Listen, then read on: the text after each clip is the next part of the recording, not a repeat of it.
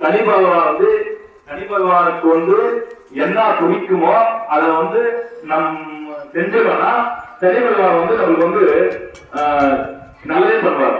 முதல்ல அது பிடிச்சது எதுன்னா திருத்தலங்கள்ல வந்து இந்த ஒரே பண்றது, இந்த திருத்தலம் எங்கெங்க கோயில் இருக்குதோ அங்கெல்லாம் வந்து சுத்தம் பண்றது, அப்புறம் வந்து ஹெல்ப் பண்றது, சிவனடியார்களுக்கு முதல்ல சிவனடியார்களுக்கு வந்து உதவி பண்றது.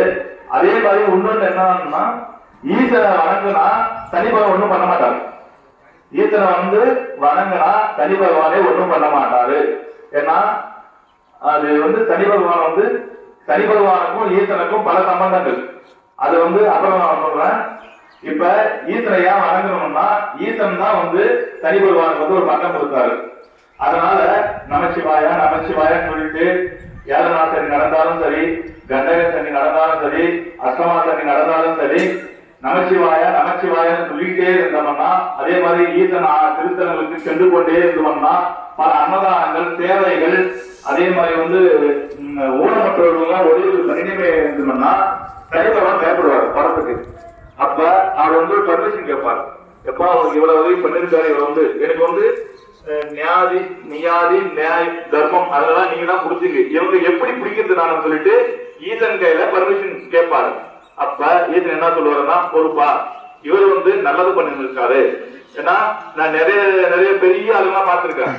ஆனா குற்ற குறைகள் எல்லாம் போடுவாங்க, அவங்க வந்து இது பண்ணல அது பண்ணல அன்னு சொல்லுவாங்க. ஆனா மறைமுகமா அவங்க வந்து தானம் பண்றது, அன்னதானங்கள் பண்றது, அதே மாதிரி பல கஷ்டம்னா எப்படி சொல்றாங்கன்னா அப்பா அம்மா இல்லாதவங்களுக்கு உதவி பண்றது, அதே மாதிரி நிறைய உதவி செய்திருப்பாங்க. அதை எடுத்துக்க மாட்டாங்க யாருமே வந்து. ஆனா குறை குற்றம் தான் கொண்டு இருப்பாங்க. ஆனா இவங்க வந்து இன்னும் மேல மேலதான் போயிருப்பாங்க.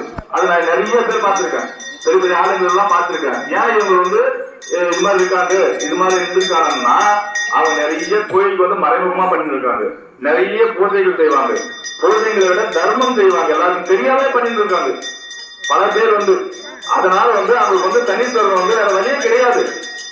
அப்ப நம்ம ஒருத்தர் வந்து இப்ப ரோட்ல போயிட்டு இருப்பாருன்னா இவர் கெட்டவர்னு சொல்லுவோம் எல்லாரும். நம்ம வந்து ஒரு பொதுவா சொல்றேன், இவங்க எல்லாம் கெட்டவங்க இவங்க இது சொல்லுவாங்க.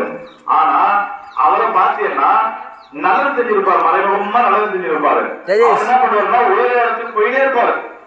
ஆனா யாருக்கும் தெரியாது, மனிதனுக்கு தெரியாது, எதுவுமே தெரியாது. ஆனா எப்படி உயர்வாக சொல்லிட்டு நிறைய மனிதர்கள் வந்து பார்ப்பாங்க, எப்படி உயர்வடைவான் ஒண்ணுமே இல்லையே